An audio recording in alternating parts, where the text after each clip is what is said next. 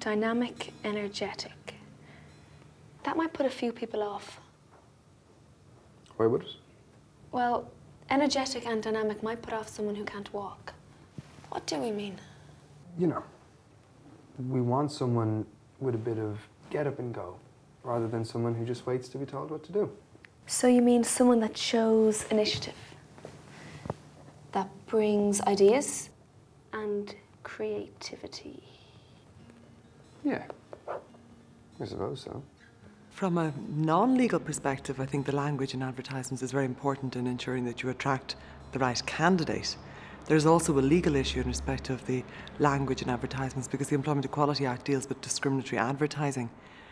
It provides that if an ad could reasonably be understood to indicate an intention to discriminate, then the Equality Authority may successfully go to the Equality Tribunal with a claim against the employer and may also seek an injunction from the High Court to stop the filling of the post based on the discriminatory ad. Well, if somebody asks, are you energetic? Like, what does that mean in terms of a job? Can you run down and get 10 cups of coffee and bring them all back in 5 minutes? So that might be off-putting to somebody who maybe is a wheelchair user. Like, is that an essential part of the job? Okay, how's this? Can you describe your disability? How would you define it? That's a bit broad. Yeah, but we need to know what someone can do and what they can't do. Only insofar as it relates to the job. Okay, so how would you find out what their disability is? We asked them, do they have any special requirements that enables them to fulfill what we've put on the job spec? That way they tell us what they need for them to be able to do the job, and nothing more. But don't we need to know more? As long as it doesn't impact on the job, no. Getting the right candidate starts at getting the job description right. So we need to have a very generic job description, match the relevant skills, don't have any acronyms in it, have it very plain English, and as a matter of fact, so someone can understand it. Job specifications are very important in any kind of recruitment process. They're the critical linchpin in getting the right match for the job. And this isn't about disability issue. This actually is good recruitment practice. And on the WAM programme, we have actually advised and promoted the competency-based approach, where the employer is very clear about the skills and the competencies and the kind of person that they're looking for in the job. No.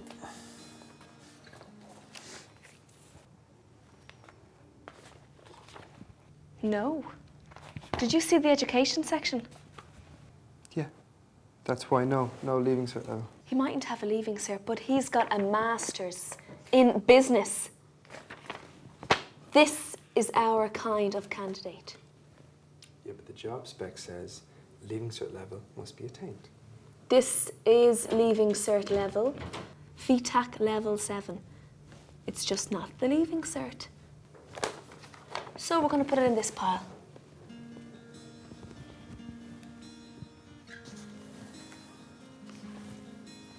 Not everyone would have had the same opportunities in life to take on a full academic qualification, so we would go more for behavioural-based and competency-based interviews. Alternative qualifications are a framework of qualifications. Actually, they're in the Irish system. They're called the National Qualifications Authority, have an alternative framework of qualifications to the Leaving Cert, but they're actually a very viable set of qualifications in their own right called FETAC qualifications.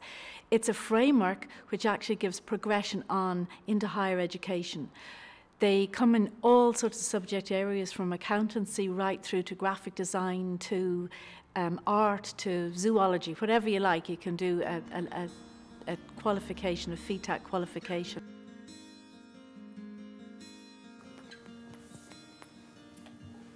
Another no.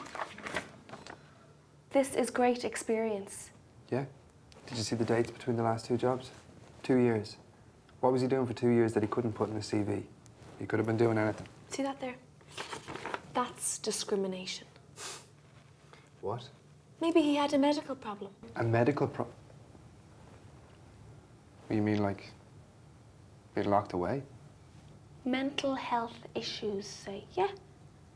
Why didn't you put it on the CV? That's not something you put on a CV now, is it? Would you give him the job or even call him for an interview if he put that on his CV?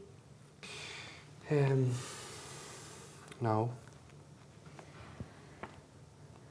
So what should he do? I don't know. Some people with disabilities may have concerns where they have a gap on a CV. I'm of the view that it's legitimate for an employer to ask why there are gaps in a CV, but there may be many different reasons for the gaps, and they certainly may not necessarily relate to disability. They could relate particularly to people who have taken time away from work for family reasons. Ooh, look at all her qualifications. Damn it. Why damn it? Well, can you see her getting up those steps here? And we don't have a lift. No. Is that legal? Aren't we supposed to be wheelchair accessible by law? Let's write that down to ask someone later, yeah?